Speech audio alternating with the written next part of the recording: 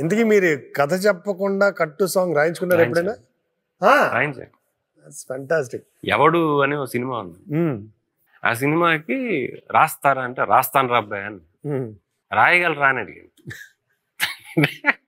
రాస్తాను రాయగలరా ఏంటి అంటే సరే పైడిపల్లి వంశీ గురు రాస్తా అన్నారు గురుగారు, నువ్వు వస్తావా, కథ చెప్పండి. రాగానే ఆయన కూర్చున్నా పుస్తకం తీస్తారు. కట్టు సాంగ్ అనుకున్నాం కదా, మళ్ళీ పుస్తకం తీస్తున్నారేంటి? ఒరే వాడు చెప్తారన్నాడు కదరా అన్నాడు.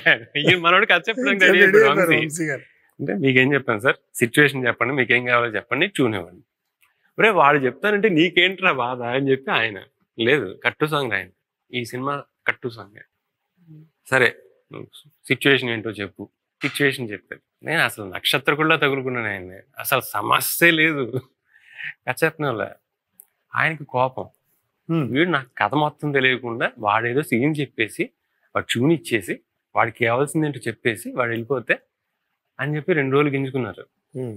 రోజు రాత్రి ఈవినింగ్ 6 ఆ టైంకి వెళ్ళడం, ఈయన కిందకి రాకపోవడం, 9కి రావడం, వచ్చి కూర్చుని ఒరే అబ్బాయి కథ ఏంటరా మళ్ళీ మొదలు. అసలు షాక్ ఏంట్రా అంటే ఓ రోజు వెళ్ళి గురుగారు ఏంటి లేట్ అయిపోతున్నాడు, షూటింగ్ టైం వచ్చేస్తుంది, ఏంటి ఏం చేద్దాం, రాస్తారా రాయిరా, కోపం అప్పుడు కథ చెప్పినా అక్కర్లేదు మళ్ళీ పంతం వచ్చింది అంటే వెళ్ళారు. రేపు సాయంత్రం 6 గంటలకల్లా వంశీని వచ్చేయమని అన్నారు. వంశీ వచ్చాడు. ఈయన పడుకుని లేవలా, 9 దాకా కూర్చున్నాడు. బ్రదర్ నాకు చాలా వర్క్స్ ఉన్నాయి, గురుగారు లేచిన తర్వాత ఫోన్ చేస్తారా, వస్తాను. ఓకే బ్రదర్ వెళ్ళిపోయాడు. నాకు పిచ్చ కోపం వచ్చేసింది. ఇన్ని రాత్రులు కూర్చుని రేపు సాయంత్రం 6 గంటలకు రమ్మని ఈయన లేవరా అని బెడ్రూమ్లోకి వెళ్ళి ఆంటీ బయట కూర్చున్నారు. ఆంటీ నేను లోపలికి వెళ్ళాను, పోరా అని లోపలికి వెళ్ళి డోర్ తీసి దుప్పట్లు అవుతున్నారు. రే అబ్బాయి లూంగి పడిపోతుందిరా అరిచారు. అంటే ఆయన ఎంత స్వతంత్రం ఇచ్చి ఇంట్లో మనిషిలా చూసుకున్నారని చెప్పడానికి చెప్తున్నాను. ఏం పర్లేదు, అలిగి అక్కడ కూర్చుని రమ్మన్నారు, వచ్చాడు, ఇప్పటిదాకా వెయిట్ చేశాడు, మీరు ఇప్పటిదాకా లేవలేదు, ఏమనుకుంటున్నారు నేను రేపటి నుంచి రాను. రే దానికోసమే ఆలోచిస్తున్నాను రా. ఏం ఆలోచిస్తున్నారు చెప్పండి, తర్వాత చెప్తురు కానీ అన్ని కథలు చెప్తున్నారు అంటే రే ఆయన కళ్ళు మూసుకునే ఉన్నాడు, నా నిద్రలోనే ఉన్నాడు.